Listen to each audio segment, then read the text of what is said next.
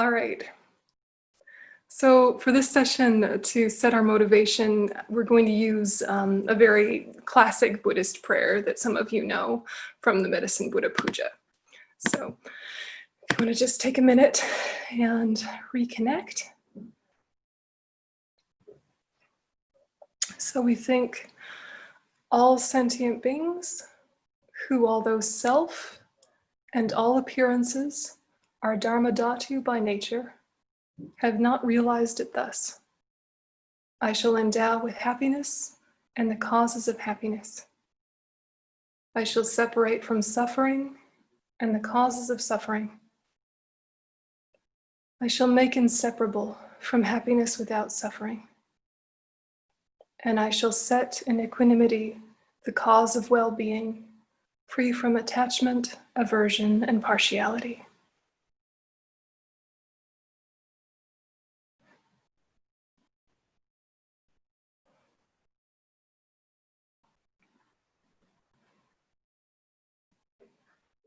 So that motivation has a lot with it, a lot underneath it. My neighbors are doing some sort of renovation next door, so if you hear odd noises, don't be alarmed.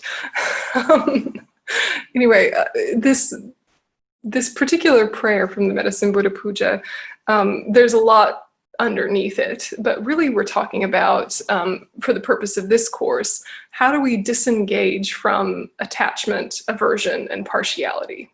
Whether we're the one that feels oppressed, or we're someone who is an ally of those oppressed, or whether we're honest enough to realize our own role as being an oppressor. Regardless, if we can kind of get into this mentality that is disengaging from attachment, aversion, and partiality. And so if you remember in Buddhism, attachment and aversion and partiality all involve an exaggeration. So it's not necessarily the way we talk about these things colloquially. When we say attachment, we mean exaggerating the good qualities of someone, something, some situation. We're exaggerating. We're seeing the good, and then we're adding significance and importance to that observation. Or we're thinking that the good exists from the side of the object, unrelated to our opinions about it. This is what attachment is, right? So it sees the good, but it sees it in isolation from the whole story, right? It just sees the good, or it thinks the good is self-existently important, right? So if we're trying to separate ourselves from attachment, this is something very powerful to look at, whether it's with other people or whether it's with situations, etc. This is one of the big works within our lifetime and many lifetimes. Aversion is seeing the negative, and you are seeing the negative. You're seeing the relative negative from your own point of view, and you're thinking that that negative is self-existent, from its own side negative, unrelated to context, unrelated to life experience. It's just naturally negative, and there's nothing that informs that. There's an exaggeration there. Or you think the significance of how negative is self-existent. Yeah? You're thinking that this thing I have aversion towards, or these people I have aversion towards, are naturally harmful and bad in and of themselves. Or it sees the negative, which is there generally, conventionally, and it sees it in isolation from the whole story, not seeing any of the good either. Right? So there's an exaggeration with attachment and aversion. Partiality is, talking about getting rid of impartiality, is getting rid of indifference, getting rid of thinking that some people don't matter to me, some people are unrelated to me, therefore why have any positive response towards them or take any responsibility for their happiness. So that's an exaggeration, isn't it? Because those we call strangers are probably the class of people that wind up being of most benefit to us in terms of our daily life and our resources. The clothes that we wear, the food that we eat, the house that we have, the roads that we drive on. We probably don't know very many or any of the people involved with those. Those are all strangers. And yet we're reaping the benefits of their work every day, every second. So to think they're unrelated to me or don't benefit me is a big exaggeration. Also to think that they don't harm me, right? But, you know, that's a less useful exploration. So, separated from attachment, aversion, and partiality, may we abide in equanimity, the foundation for the qualities of compassion, loving kindness, etc. Okay. So this premise, this whole idea of equanimity is a good idea. How does it sit? Do you think, sure, generally, but not here? Or no, not at all? Or what do you think? What's your response to the whole premise? So I think, no, you can't see me. Wait, no, I can't. I like the premise. And right now, when I'm sitting here and I'm listening to your teachings, it feels very right and like, yeah, of course I should do that. It's obviously. But then I know from my life that in day-to-day life, it's so hard it's so different, so different than my like natural intuitive approach to the world. Exactly. That's exactly the self-knowledge that we have to come to, that we like this idea. We really like this idea of equanimity, and it's really not how we live at all. Never mind politics, just living. If you're good and kind to me, I like you and I want you near. If you're mean or annoying, I want you away. If you do nothing for me, who cares? You know, this is just our default, right? This is just how we operate without even thinking about it, you know? Never mind politics, right? But then of course it bleeds into our politics. So we have to know that. That's exactly right. We have to know that we like the idea of equanimity and we are not equanimous at all. Hardly ever. We have to explain it to ourselves again and consciously sit in that mental space and then look at our opinions, look at our actions, look at our choices through that filter. But we have to kind of make ourselves sit in that space. We can't assume that we naturally sit in that space just because we like the idea of it. Mm-hmm. You know? But it's significant that we like the idea of it. That's a significant step, because some people don't even like the idea of equanimity. They think, no, there are self-existent enemies. There are people that are fundamentally different than me, and they should be banished from the face of the earth. Yeah, I mean, you know. So the fact that we even are exploring that maybe equanimity is kind of a nice premise is significant. Yeah. Yeah, anyone else? What's your response to these ideas so far? Well, I know it's not easy to experience, you know, equanimity always, but I must say that when I do, I benefit the most. Well, when I, you know, if it's to do with financial crisis, for instance, which I experienced, I think that without it, I would really lose it. And it really helped me. And, you know, with political issues and so on, as I stated before, it's a great help, you know. And then if you remind yourself how it helped you before, you want to continue practicing it.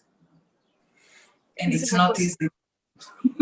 Yeah, exactly. But you're quite right that it's reinforcing that if you've tried and it's helped, that gives you confidence that it's worth trying more and more often and to have more consistency with it. Yeah, gives you confidence in the whole premise and the practice itself.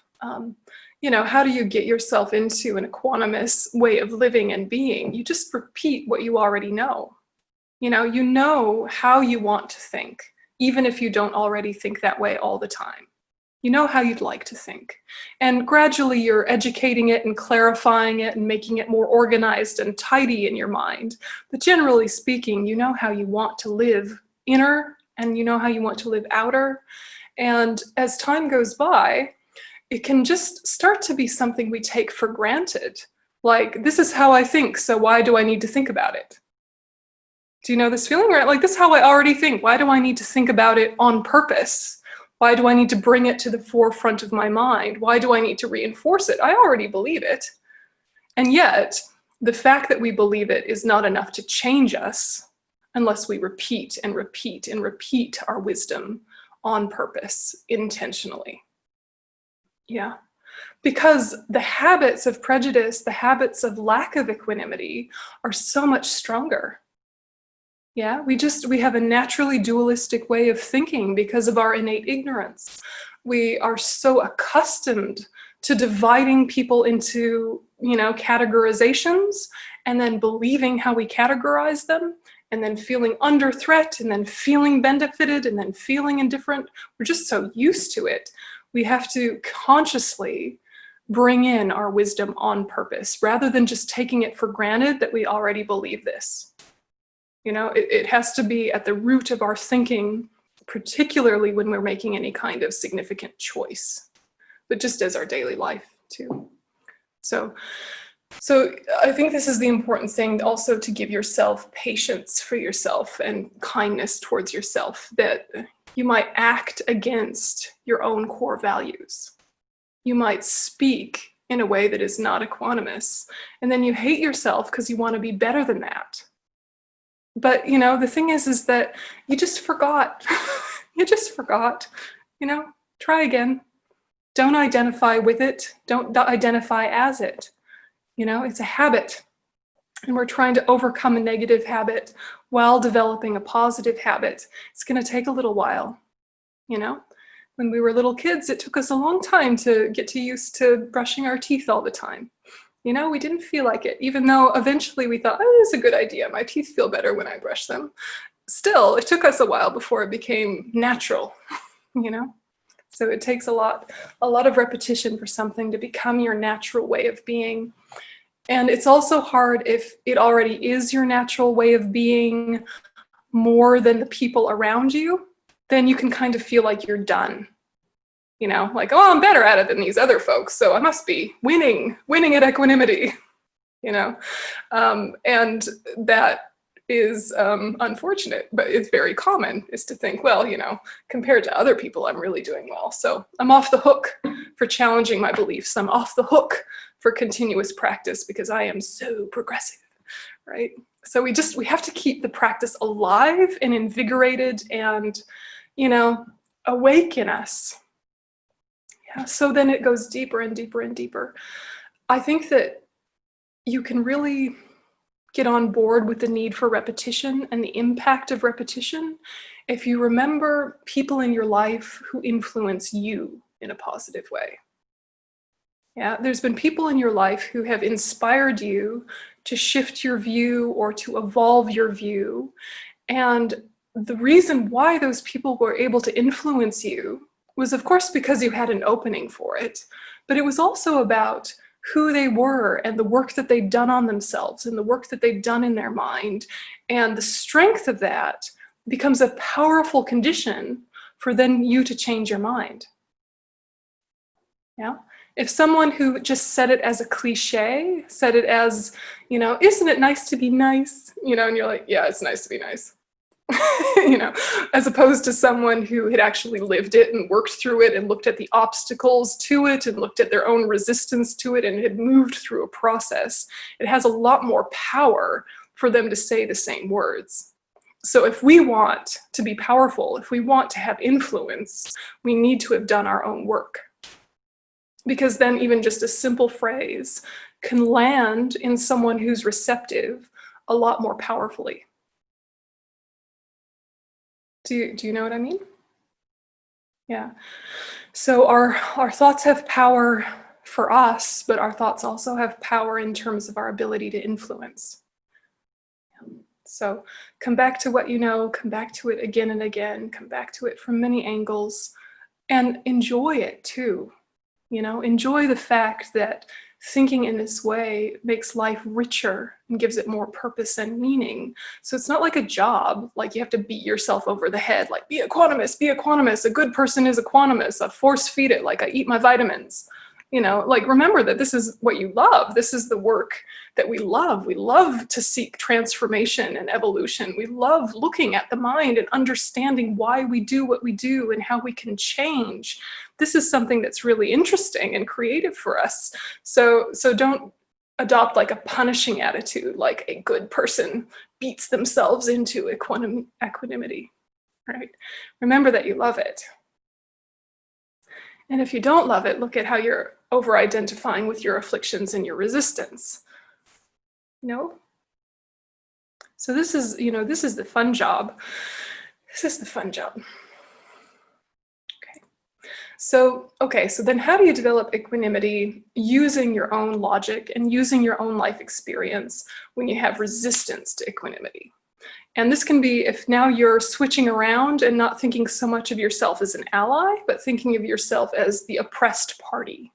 If you're the oppressed party, whether you're a political, target of some kind, whether you're, a minority of some kind, or whether just in your family, people are ganging up on you, how do you keep an equanimous state of mind using your logic and your life experience? So there's a few ways in Buddhism to do this that are, I think, really interesting.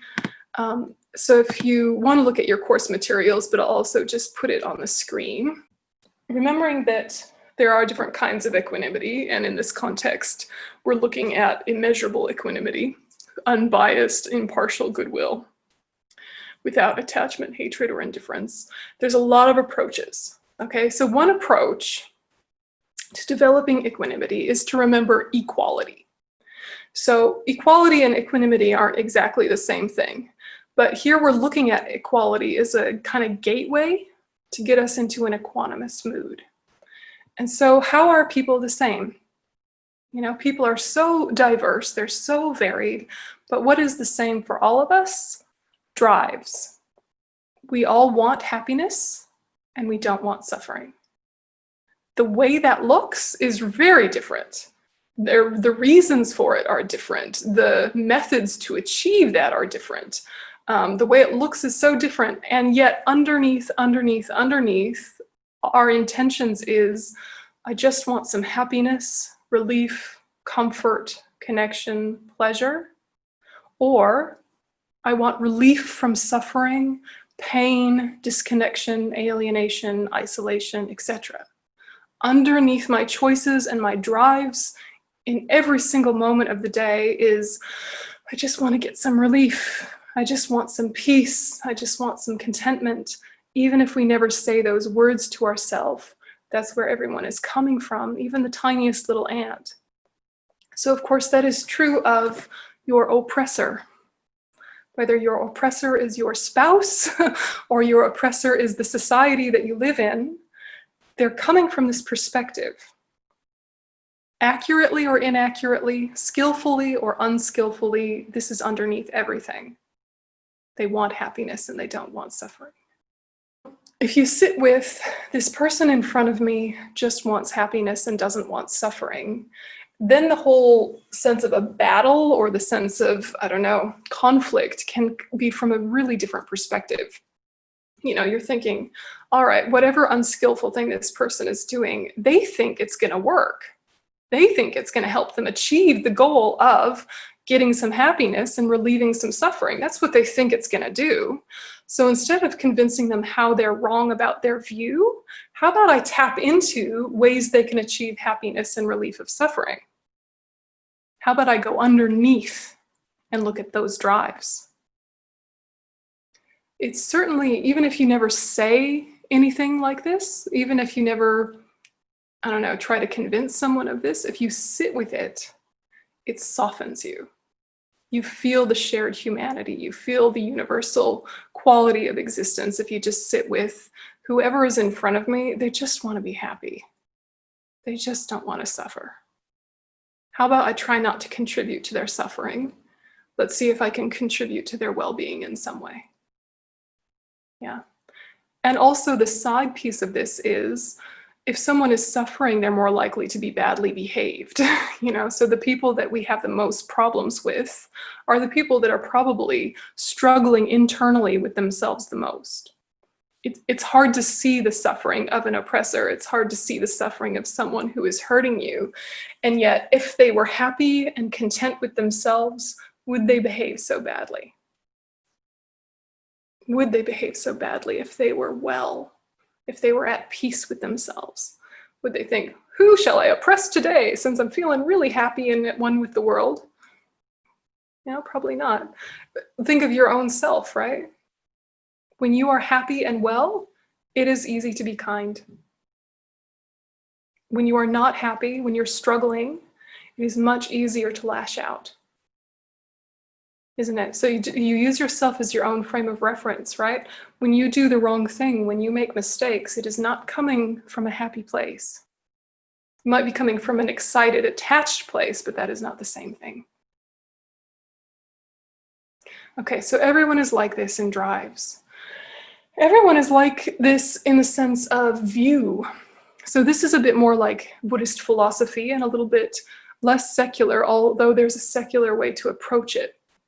And so the same view everyone has is what's called innate self-grasping ignorance, which means that they see themselves as an independent entity, a self-creating, spontaneous entity, something that has a core that gathers experiences to it or sheds experiences from it, but there's some sort of permanent identity in amongst all of your experiences in history that is unchanging. That's a view that we all have, even if we've never articulated it to ourselves.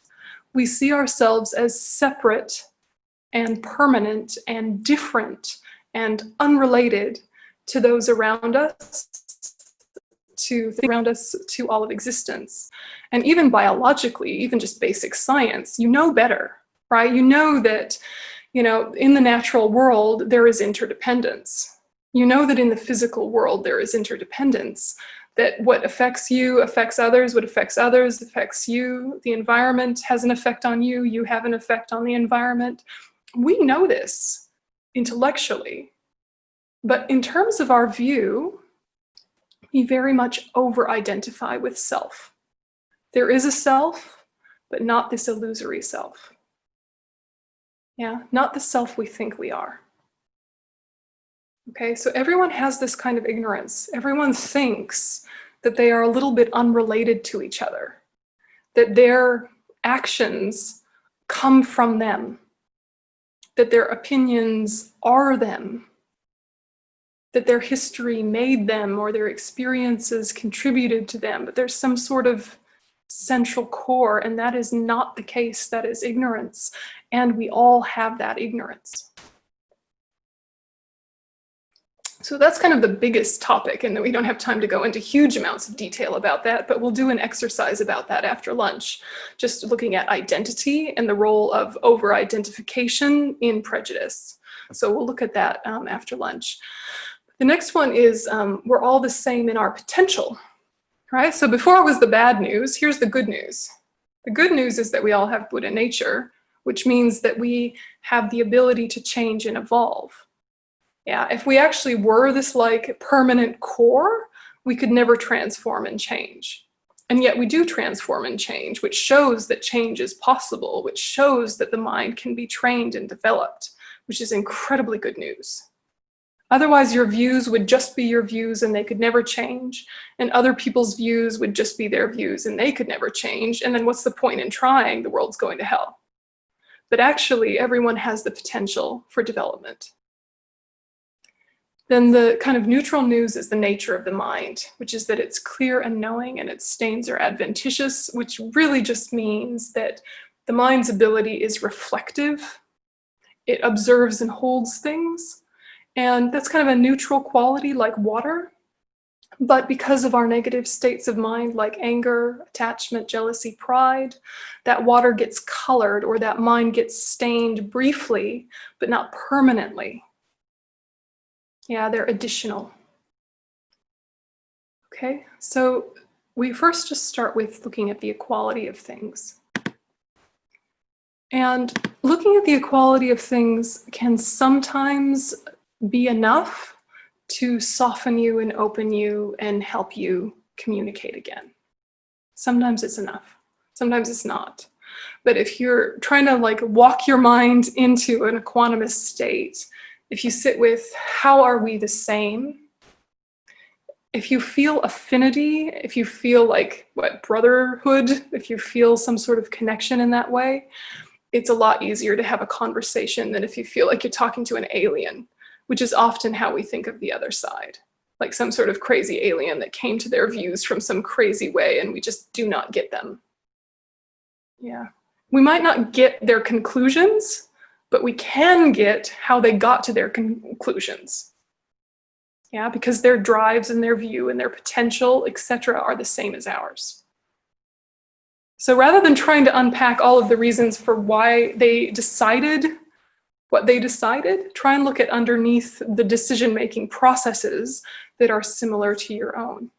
And similarly to your own, they are conditioned by so many experiences and influences. To blame someone for their opinion is not fair, even while at the same time you can hold them accountable and ask them to take responsibility. It's very different than blaming them for it. If we had their same life, we would come to their same conclusions, even if those conclusions are completely inaccurate. So, the blaming, not useful. The asking to take accountability and responsible, useful, but not something that we would say, right? It's something that we would try to communicate through our own development of doing the same. When we develop ourselves in this way, we're offering it as an invitation to others to do the same, but not through words, just through how we are. We're allowing it to be safe to look at it. So what do you think about this first level, this looking at equality? Are there other ways that you look at how people are equal that are maybe, not in this kind of Buddhist framework, but just things that have worked for you in the past? How are people the same rather than how are they different?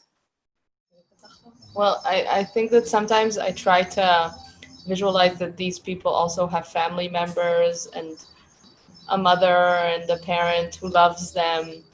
So that always makes me think like, well, even if he's yucky right now and I don't like the way he speaks and he's angry, he or she has a moment where they're nice and they're kind.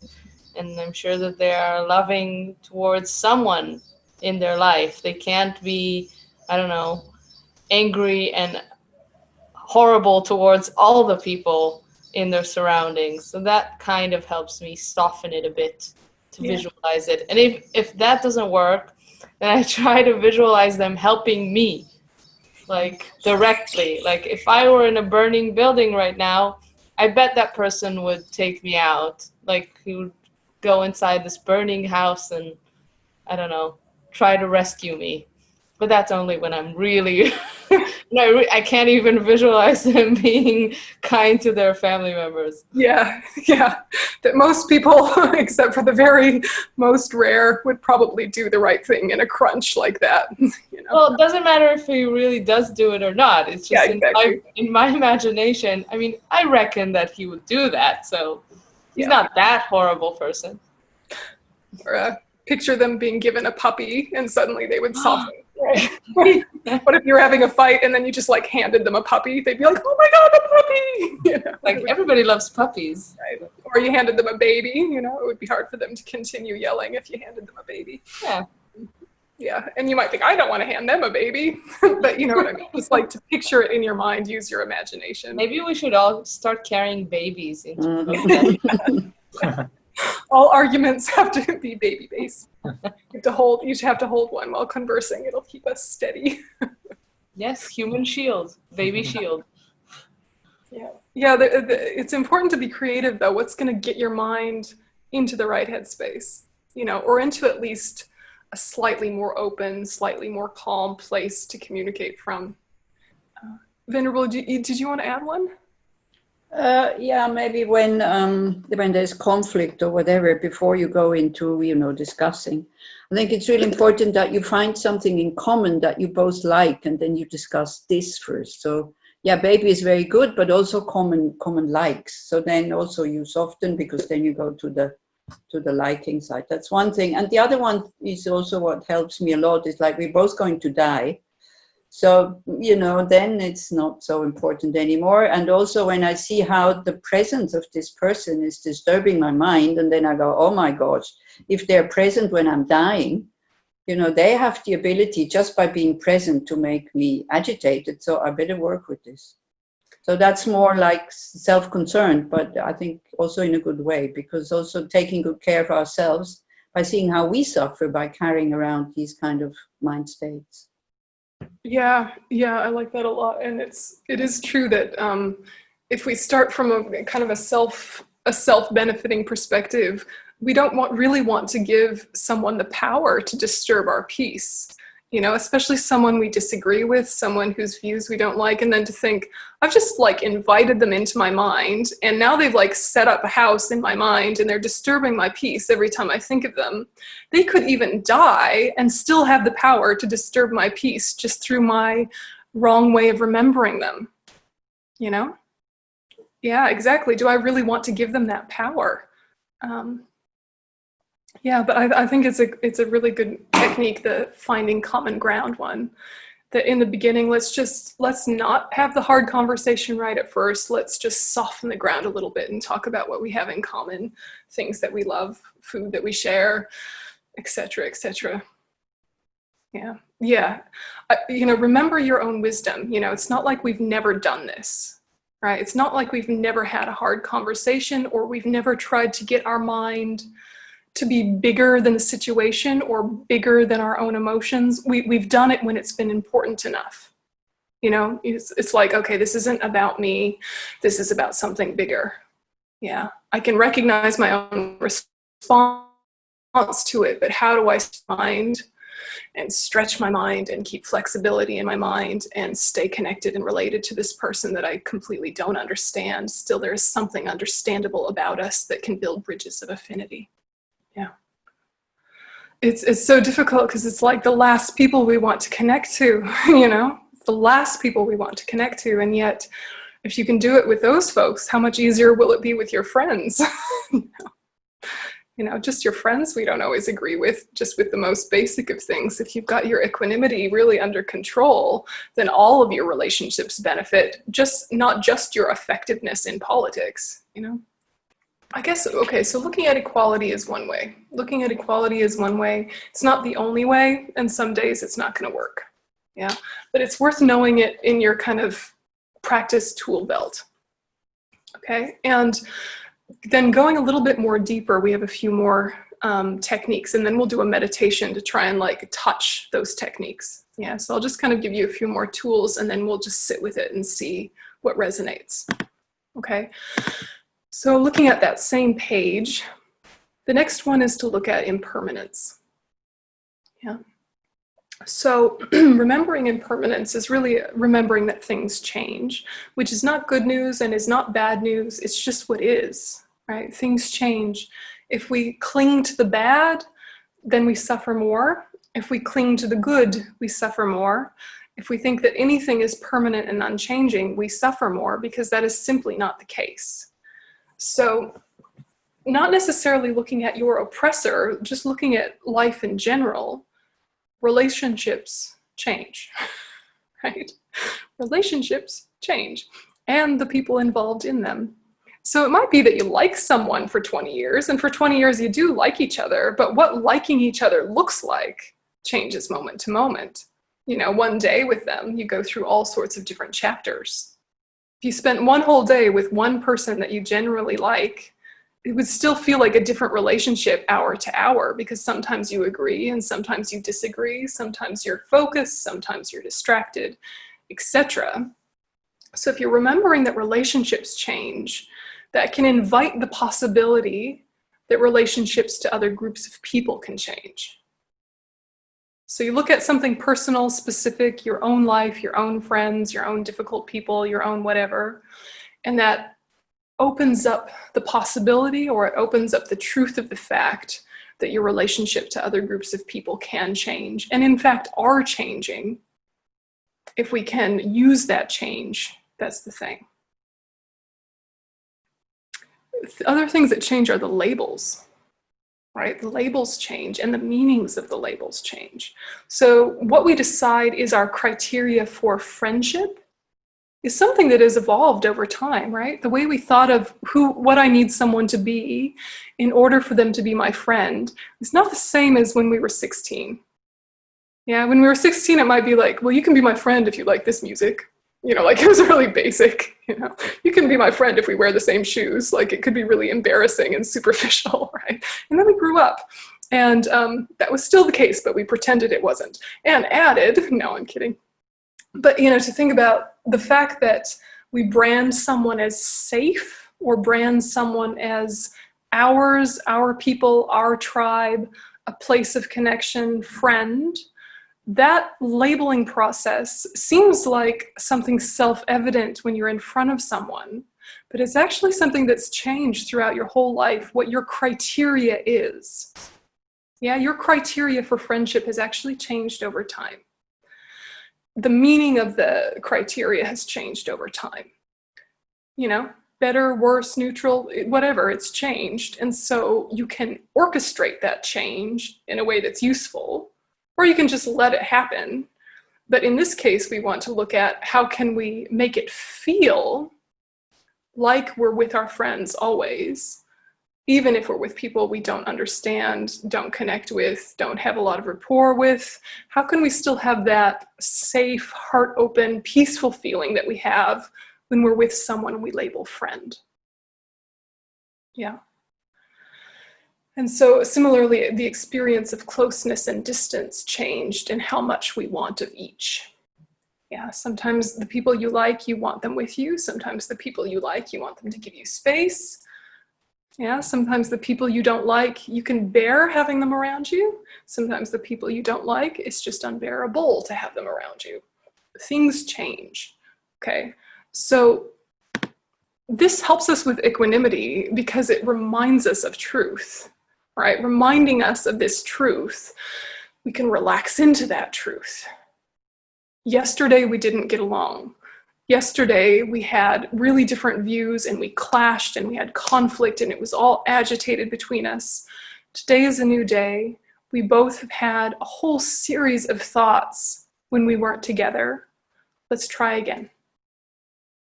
Yeah, so remembering impermanence can give you this confidence to just, okay, let's try again. We're different people today than yesterday.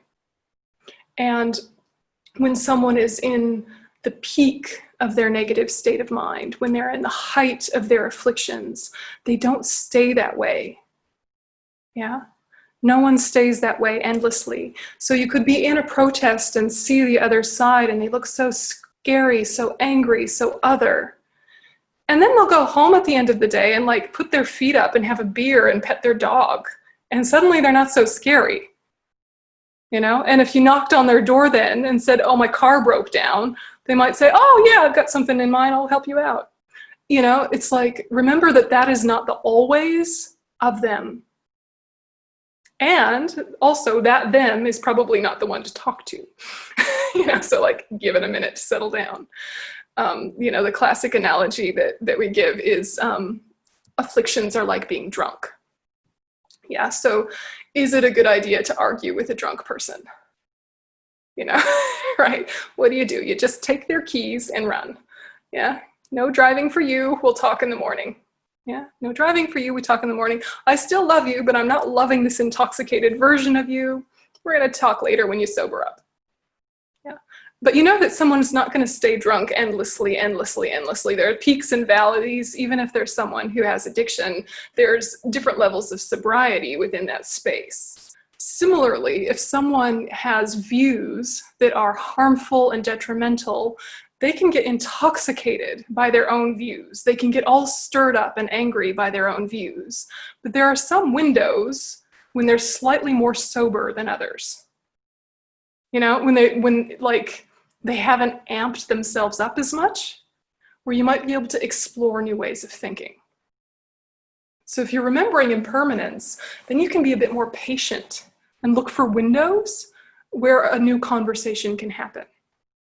It might start with humor, right? It might start with play or debate. It might start with something, but you know, you're looking for opportunities because you realize this awful version of this person isn't who they are always.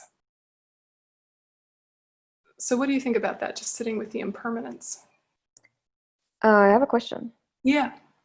We are doing a Kala Chakra course with Andy, and he's talking a lot about climate change and how to get yourself freed of hope in order to, I mean, we can't really have hope regarding the climate, and we can't really, because things are dangerous and we have to act. And he also talks about the predictions and the barbaric dharma and all of those things. And I was wondering, we should not really take this literally, right? It's not like that people are literally barbaric, or it's really what it means. And also, like, should we really lose hope? I mean, the predictions are pretty scary. Should we really act that? Or what's your thoughts on that? Well, it depends on how you frame hope, right? If hope is filled with expectations and attachment, then give up hope. But if hope is full of an acknowledgement of possibilities and an acknowledgement of change, never lose hope. Never lose hope, because your Buddha nature can never be destroyed. The Buddha nature of the worst person who has ever lived can never be destroyed. Their afflictions can be, but their Buddha nature can never be destroyed, even if during one lifetime they're what we might call a lost cause. They're not fundamentally ever a lost cause, ever, ever, ever. So never lose the hope that there is always Buddha potential. Never lose hope that things always change. And remember that from the Buddhist cosmology point of view, of course, there are degenerate times where people become more and more barbaric, and then they stop, and then they get better again. And there's a whole series of new teachers. There's a renaissance, there's renaissances and dark ages again and again over time. So we might be headed towards a dark age. We really might be. It might get worse and worse and worse. And then there'll be renaissance. It'll get better and better and better, right? It's a pendulum swing again and again over time. Look at history. So it very well might get worse, and we should make our minds as mentally strong as we can to prepare for that. But even if things are getting better, we should make our minds mentally strong to encourage and facilitate that. So when Andy's talking about, people getting more barbaric or barbarians, it's how their minds are trending. It's not who they are. It's not who they are. It's the direction their minds are habitually going, and they very, very well might get worse. They might get worse. And it's all the more reason to work on our own mind so that we can cope with that. Yeah? So what if we believe in future lives, and what if we believe that we'll be reborn on this planet? What if we believe that we're lucky enough to get a human rebirth again? Yay, and it's going to be hotter, and it's going to be probably more war-torn, and it's going to be a big ol' mess. So we better be prepared and have a strong, happy mind that can cope with people being awful and with the environment collapsing. We think that we need things to be perfect in order to be happy, and for people to be good in order to be happy. Happiness is your own process, is your own project, right? There are conditions, and we're not pretending that there aren't conditions, but remember that the substantial cause of your own happiness is your own mind. Never forget that. Yeah. I remember in 1988, there was a huge forest fire that went through Yellowstone Park in the United States.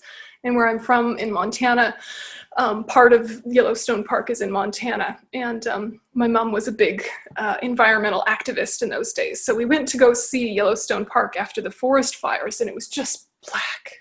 There was nothing, right? It was horrible. There was just nothing. And we saw, the National Guard, and we saw all of the military there, and everybody trying to just put out the fires. And it seemed like, this is the way it's going to be now. This place of incredible beauty and promise is gone forever. And I was only very, very young at the time, and it just struck me, the visual. And then I visited 10 years later, and it was all fine. 10 years later, green, shiny, yeah, buffalo back, deer back, elk back, flowers back, trees coming back, everything coming back. Things recover even from the horrible desolation.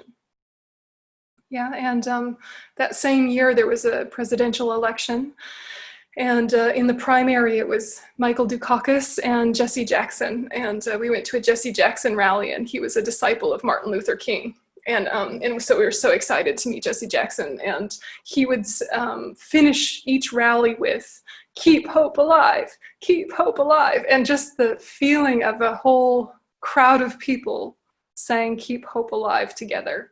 I remember how it charged me up, and when I went home, I cleaned up my little alleyway and put things in the trash. Right? So small, so basic, didn't make a huge amount of difference, but I felt empowered to do a little more than I did before. just a little more. And if we're all just doing just a little more, maybe we can delay the darkness or make it less dark when it happens. And even when it happens, it's not the end. It's not the end.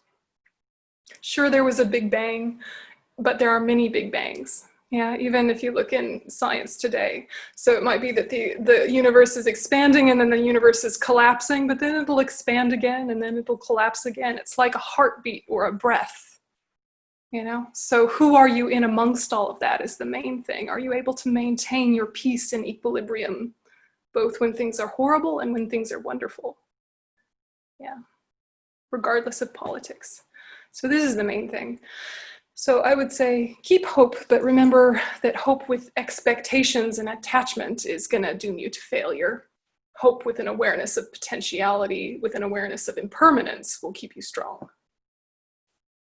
So make sure you're defining hope in the healthy way, I guess is what I'd say. Yeah. But yeah, we might need to prepare for some dark times, but don't feel like it's forever, and it's not like it's going to be divorced of all human kindness. Yeah, there's still going to be ways to touch the hearts of people and ways to transform things. I mean, don't forget that people come up with creative solutions when it's important enough. People come up with creative solutions. So even if the world is 10 degrees hotter, 12 degrees hotter, 20 degrees hotter, we'll figure out some groovy way to build things and make things better. We'll figure it out. Yeah, and horrible things will probably happen and poor people will suffer, and that's going to be shocking and devastating, and we'll do the best we can to minimize that harm. And, you know, well, we can only control what we can control. So it is important to be motivated. It is important to be motivated, but don't panic. Yeah, because panic is going to burn out and lead to disillusionment and paralysis. Yeah, don't panic. It's a marathon, right? We all want to become, well, something called enlightenment, but you know, we want to become developed, we want to become integrated, however you want to frame it. And that process is going to take a really long time, whether the outer conditions are good or the outer conditions are bad. It's going to take a while. So we want to pace ourselves, and we also want to enjoy the process. Yeah, we really want to try to enjoy the process. And I think anytime you see yourself do something different than what your afflictions have dictated, it is worth celebrating. Even if one conversation with one good friend who normally annoys you about their politics, you were able to stay peaceful in that conversation and love them anyway, even if they didn't change, that's something to allow to delight you. Allow it to delight you. Think, for once I did something different. That means I can continue to. That means I can create a new pathway in my brain, or a new pathway in my mind, or a new pathway in my heart. However you want to frame it, it shows that change is possible, because look, I just did it. And I'll forget, and I'll do the wrong thing again, but the fact that I did it means I can do it again, and that's my project. Yeah. The problem is we can think that we have to be perfect. Yeah, we have to be perfect with all of our, I don't know, choices. We have to be perfect with all of our views. And if we're not perfect, then we give up and we're disillusioned and we're paralyzed. And I think you have to just assume that you're never going to be perfect until you're a Buddha. So just try anyway. Be clumsy, make mistakes, just don't give up. Don't give up. Yeah, don't give up on other people either.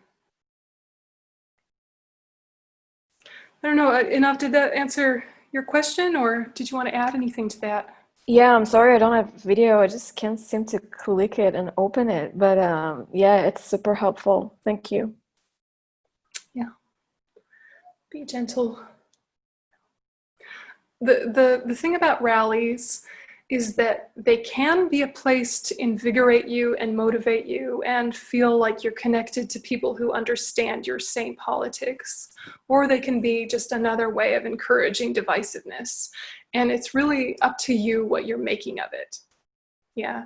And which ones you participate in and which ones you don't. And to ask yourself, am I patting myself on the back for going to something once and then being done?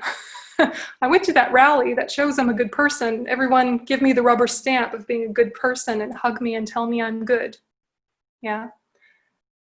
You know, go to a rally if it's going to help give you energy and momentum and connection. Go to a rally if it feels like you're going to support people that need to be supported. But if it feels like that's the end of the story, you've missed the point. It's a bit like for Buddhists when we go into retreat. If you don't bring what you learned from the retreat into your daily practice, what is the point of retreat? You know, you're going to reconnect, reinforce, invigorate, and strengthen what you already do. It's not like a tick list. Now I've done that and I'm finished, you know?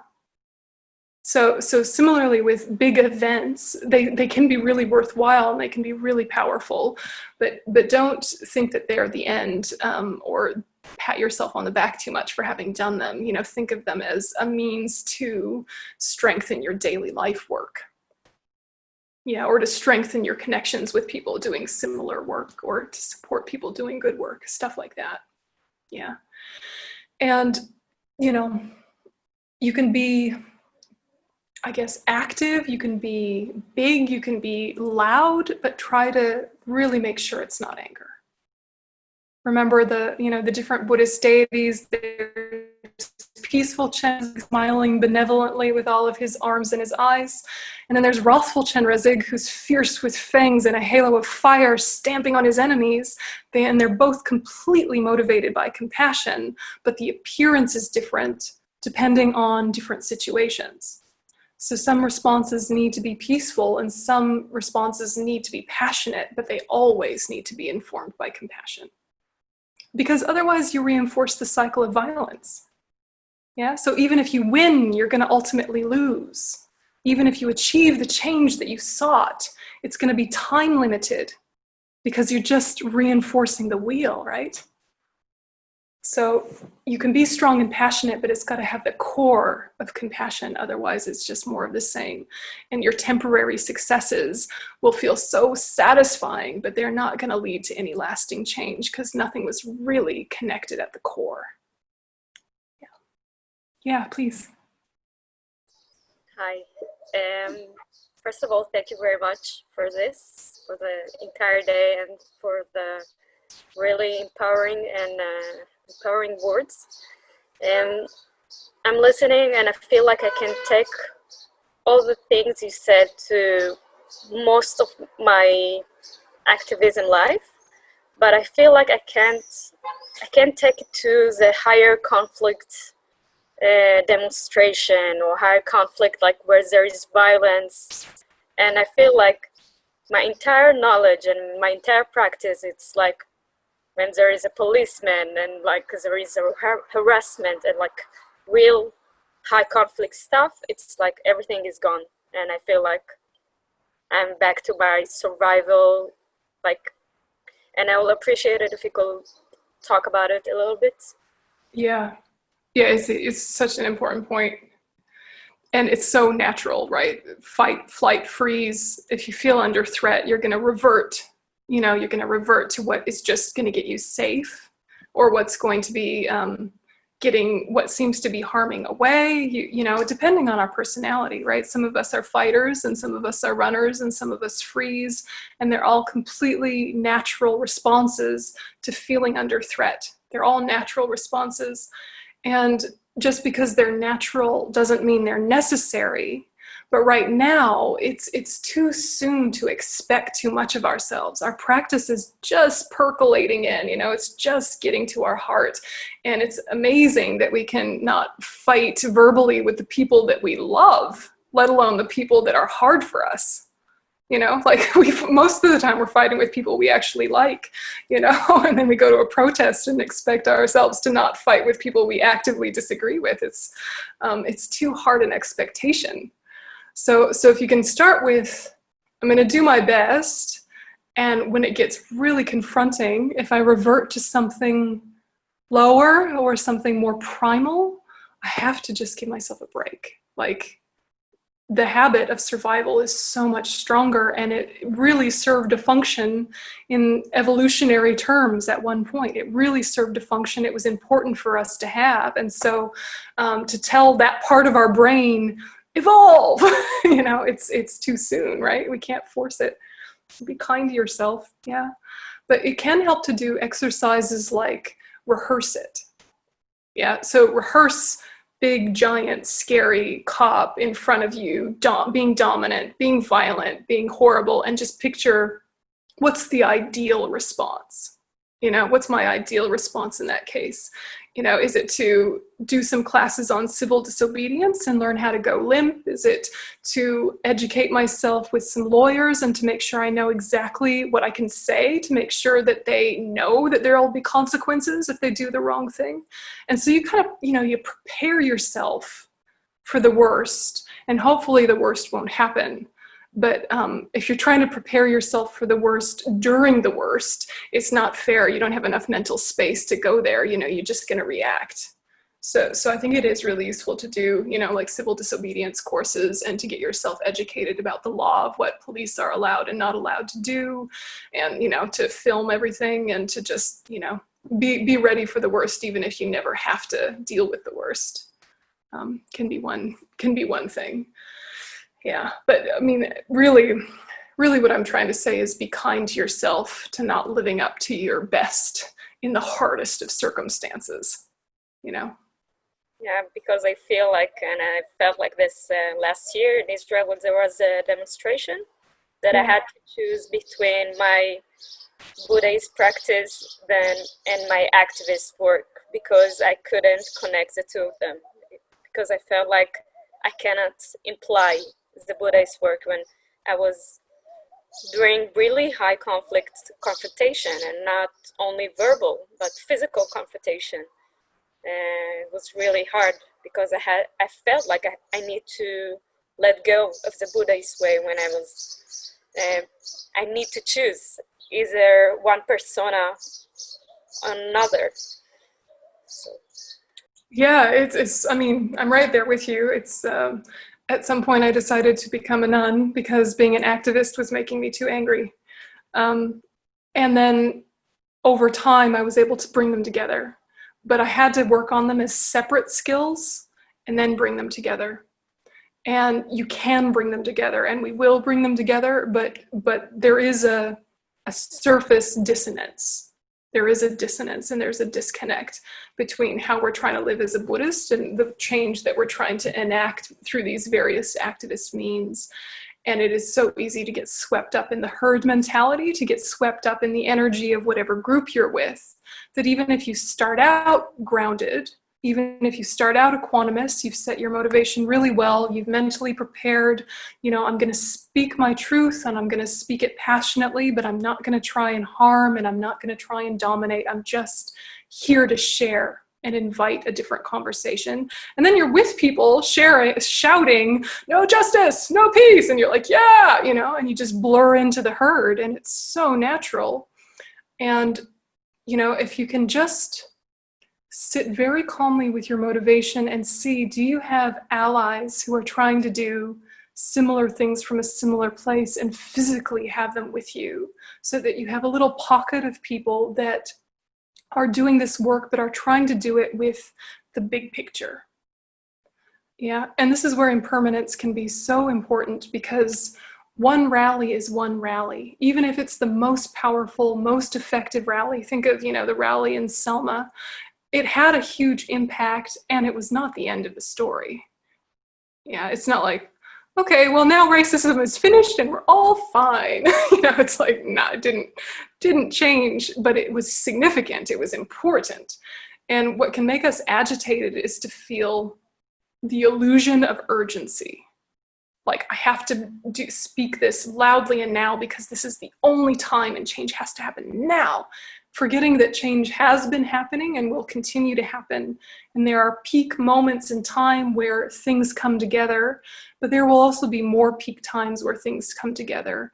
And the most important thing is to maintain a motivation that is enacting harmony and world peace. And if you're starting to lose your heart, you might need to take a step back from the movement, recalibrate, and then come back into the movement. You know, take a step back mentally or take a step back physically, but just get yourself clear. What do I want for this world?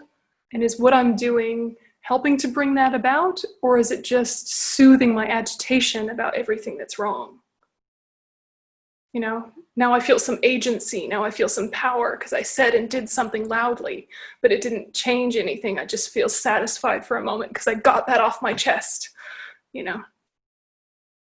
So it's hard work, and I'm right there with you, and I don't have the answer except to say they do come together, but sometimes you need to work on them as individual projects. You know, get yourself educated with your activism, get yourself educated with your Buddhism, integrate, merge, you know, and be patient because it's going to take a while.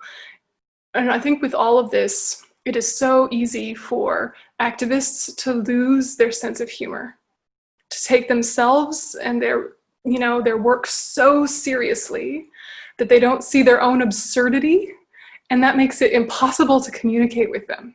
So a good sign that you've over-identified is if you've lost your ability to laugh at yourself. Yeah? If there's still enough space to say, sure, there's more to the story, then it's a good sign. Yeah. If you're in the middle of a rally and someone was to speak to you reasonably about some sort of logistic, you know, like, where's the car parked? And you go, oh, the car's parked just down there, do. Anyway, peace. You know, if you have enough mental space to like shift gears and to be flexible, then that means you'll also hear if the other side is suddenly receptive. If you're just like screaming, they might actually be hearing you and you don't even notice because you're on a roll, you know?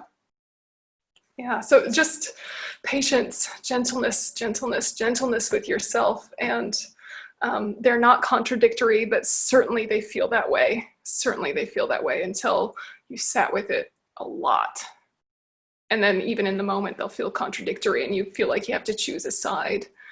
And of course, I'm going to say choose the Buddhist side. Why? Because it's long-term and it's big picture. Not because what's happening now isn't important. What's happening now is incredibly important, and it's not the first time or the last time something like this will happen. So most important is to keep your path deepening and integrating so that whatever context you move into, you're as powerful and influential in a beneficial way as you possibly can be. Yeah. So if we assume the work will never be over, then we start to look for ways to enjoy the work and to deepen the work. If we feel like at some point change will be accomplished and then we'll be done, not possible. Because humans, right? Because humans. Right, humans have afflictions. So we might really affect some change somewhere where there's a really obvious suffering, and that is vital work. But just remember, it's a marathon, not a sprint. Yeah. And attachment will give you an illusion of urgency. You can have passion without urgency and without anger. I think that's really our work for everything, politics or not, is how to have, you know, passion, energy, conviction without this illusion of urgency or this, you know, undercurrent of attachment and anger. Okay, so we'll have lunch, and during the lunch break, if you have extra time, if you want to read some of this reading about equanimity, you know, but if you don't have mental space for it, that's totally fine. We'll cover the main ideas, but there's some stuff about equanimity in your readings that you might enjoy.